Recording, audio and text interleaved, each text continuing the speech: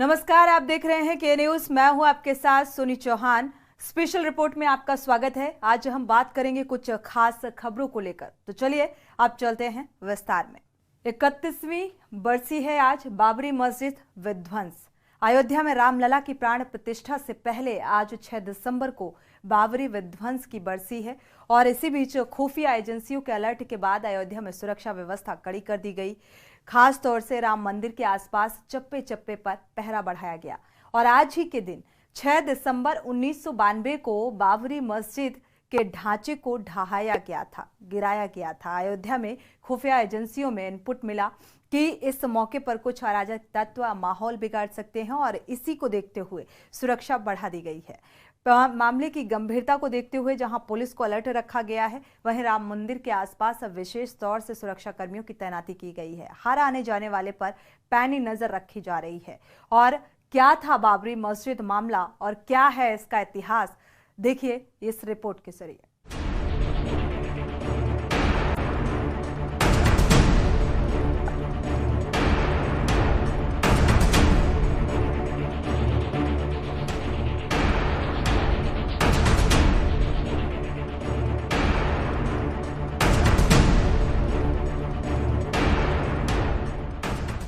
आज 6 दिसंबर को बाबरी मस्जिद विध्वंस की बरसी है, जिसे देखकर हाई अलर्ट जारी किया गया है।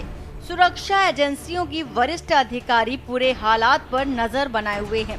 वो लगातार समय समय पर राउंड लगा रहे हैं और पूरी जानकारी ले रहे हैं। इसके साथ ही जहां जरूरत हो वहां आवश्यक दिशा निर्देश भी जारी किए गए हैं। खुफिया एजेंसियों से इनपुट मिला है कि आज कुछ लोग अयोध्या का माहौल खराब कर सकते हैं। ये इसलिए और भी ज्यादा अहम हो जाता है क्योंकि अगले साल 22 जनवरी को भव्य राम मंदिर का उद्घाटन होना है। भगवान रामलला की प्राण प्रतिष्ठा कार्यक्रम को लेकर के भी तैयारियां की जा रही हैं।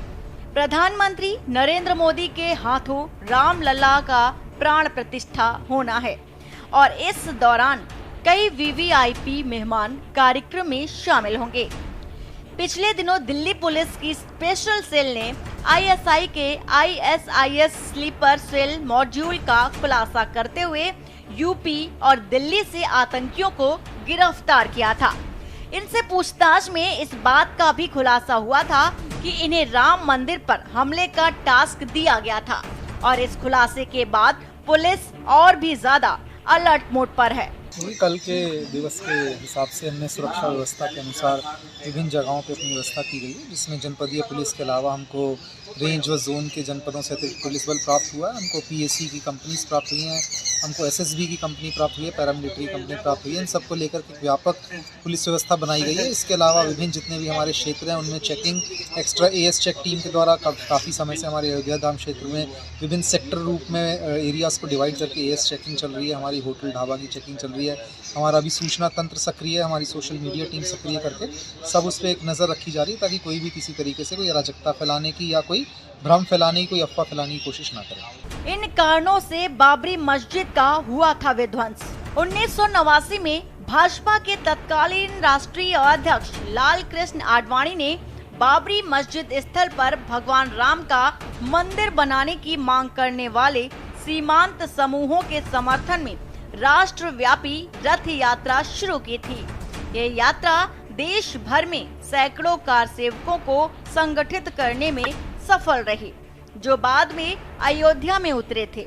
1990 में बाबरी मस्जिद को आंशिक रूप से क्षतिग्रस्त करने के बाद पुलिस गोलीबारी में कम से कम 16 कार सेवक मारे गए थे। इसके परिणाम स्वरूप हैदराबाद में बड़े पैमाने पर सांप्रदायिक झड़पें हुई। गोलीबारी के परिणाम स्वरूप 200 से अधिक लोग मारे गए और कई लोग घायल हो गए थे। वहीं 6 दिसंबर 1992 को मस्जिद को गिरा दिया गया और मलबे के ऊपर भगवान राम की मूर्ति स्थापित कर दी गई। विध्वंस के दिन लाल कृष्ण आडवाणी, मुरली मनोहर जोशी और उमा भारती अयोध्या में थे। इन तीनों पर भीड़ को उकसाने का आरोप है और साजिश रचने का भी आरोप लगाया गया। देखिए, आज 6 दिसंबर यह सनातनी वीरों के पराक्रम का दिवस है, जिसको शौर्य दिवस के रूप में हम लोग मनाते हैं। विदेशी आक्रमणकारी मुगल आक्रांता बाबर के द्वारा मर्यादा पुरुषोत्तम भगवान श्री राम के मंदिर को तोड़ करके उन्हीं के मलबे से जो बनाया गया ढांचा था, हमारे सनातनी वीरों ने, हिंदू वीरों ने आज ही के दिन यानी 6 दिसंबर को ध्वस्त कर दिया था। तब से हमारे सनातनी 6 दिसंबर को शौर्य दिवस के रूप में मनाते हैं और जो बाबर की औलादे हैं वह 6 दिसंबर को ब्लैक डे यानी काला दिवस के रूप में मनाते हैं। और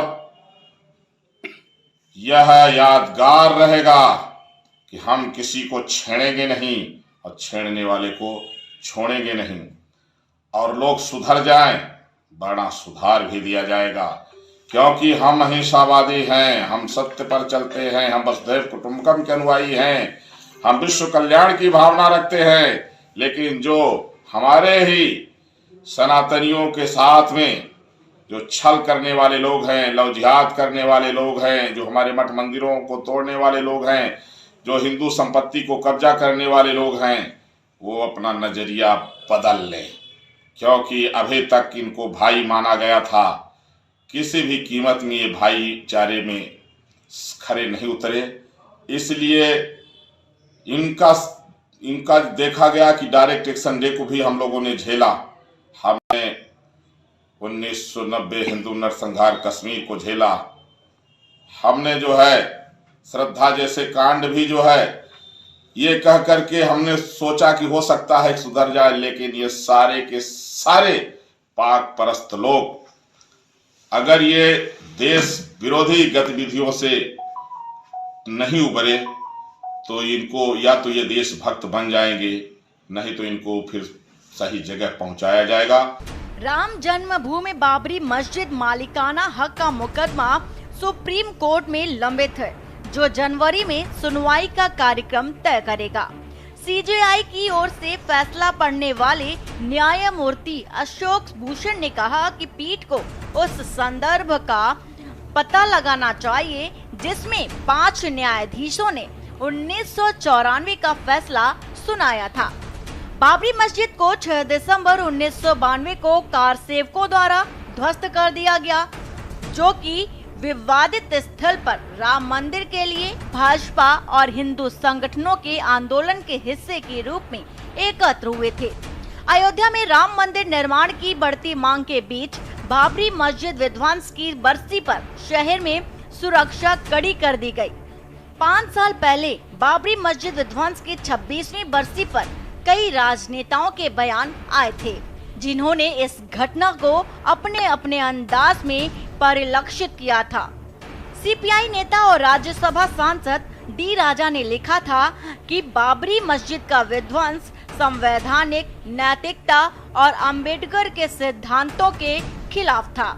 जो लोग बाबरी मस्जिद को ध्वस्त करने में गर्व महसूस करते थे, वे उन आदर्शों का जश्न मनाते हैं जो असमानता को कायम रखते हैं। वे उन सामाजिक संरचनाओं को कायम रखते हैं जो जाति और आस्था के नाम पर हिंसा और नफरत को मंजूरी देते हैं।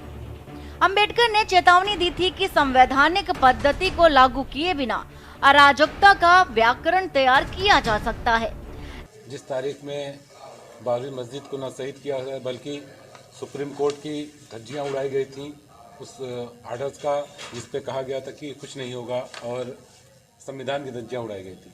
उसके साथ साथ अयोध्या में हम लोगों के सारे घरों को जला दिया गया था। यहाँ के करीब 17 मुसलमानों को शहीद कर दिया गया था। उस दिन को तो कभी अयोध्या का मुसलमान भूल ही नहीं सकता है। ऐसा दिन कभी इस ज़िंदगी में कभी किसी के नहीं देखा गया होगा। तो उस दिन के जितने लोग शहीद किए गए थे, उनकी शहादत की उसमें आज उनको खिराजे के पेश से उनके लिए कुरान खानी का एहतमाम किया गया था। जनाब हाजी महबूब के जानिब से टेढ़ी बाजार मस्जिद में जो अंजुमन मुहाफिज मसाजिद मकाबिर कमेटी का है, हमेशा होता चला आया है और कमेटी के सदर हाजी महबूब साहब के जानिब से ये प्रोग्राम हर साल चलता है कुरान खानी का, जिससे लोगों के लिए दुआएं की जाती है।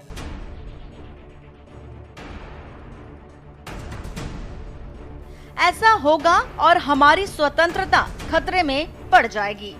उन्होंने सामाजिक परिवर्तन, नागरिकों के सशक्तिकरण और राष्ट्र निर्माण के लिए संवैधानिक तरीकों के प्रतिपादक और अभ्यासकर्ता के रूप में एक व्यक्तिगत उदाहरण स्थापित किया।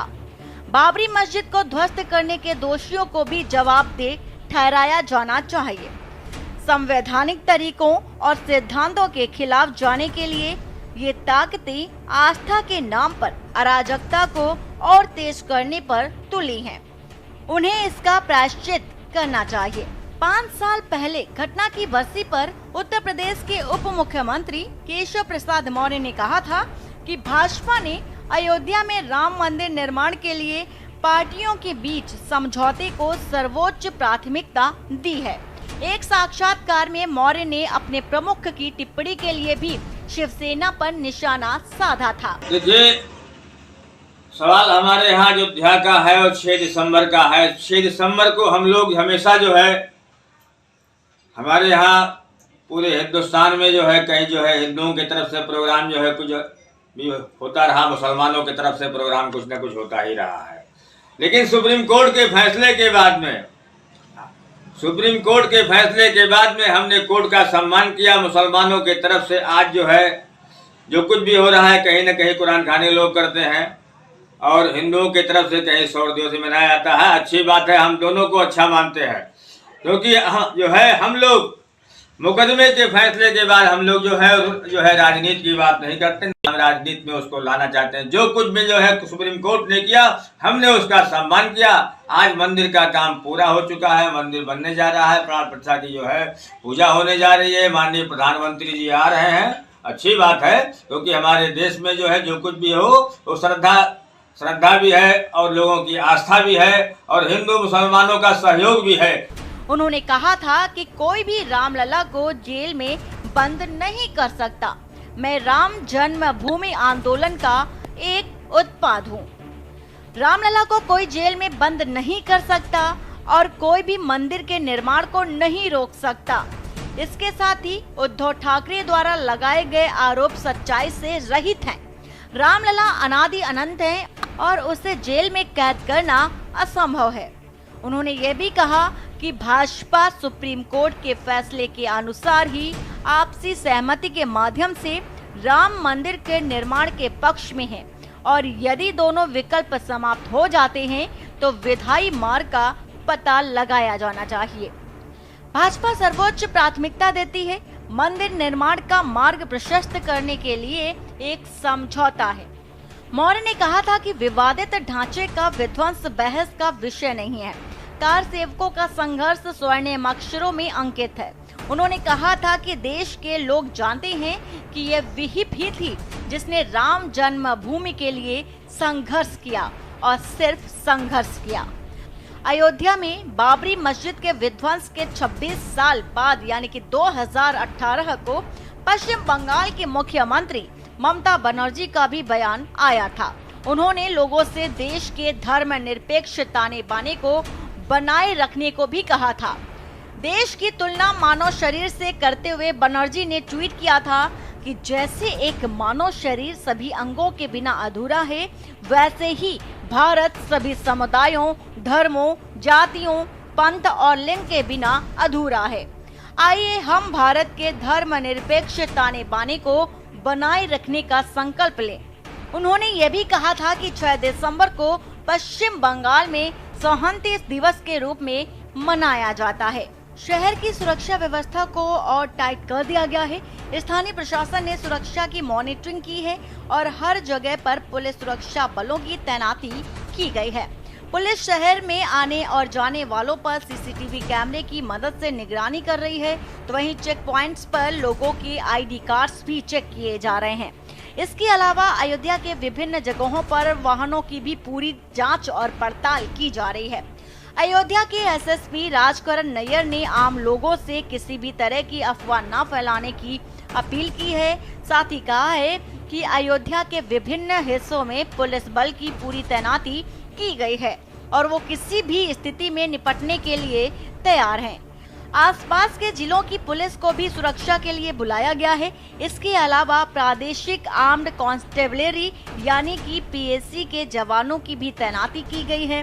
किसी भी तरह की घटना पर तत्काल रिस्पांस देने के लिए पुलिस की एक कॉमन व्यवस्था बनाई गई है ताकि सुरक्षा बलों को कोऑर्डिनेट किया जा सके। पुलिस के सीनियर अधिकारियों ने बताया है कि बाबरी मस्जिद विध्वंस की बरसी को देखते हुए सोशल मीडिया पर भी नजर रखी जा रही है। इससे किसी भी तरह की अफवाह को रोकने में मदद मिलेगी। अधिकारियों ने भी बताया है कि हमारा सूचना तंत्र और सोशल मीडिया टीम पूरी तरह से एक्टिव है। हम किसी को भी अफवाह फैलाने की छूट नहीं दे सकते। एसएसपी ने कहा कि हमारी पुलिस हर स्थिति से निपटने में सक्षम है। जानकारी के लिए बता दें कि 6 दिसंबर 1992 को अयोध्या में पहुंचे लाखों कार सेवकों ने बाबरी मस्जिद को ढा दिया था। इसके बाद देश के कई हिस्सों में सांप्रदायिक दंगे हुए, जिसमें करीब 1000 लोगों की मौत हो गई थी।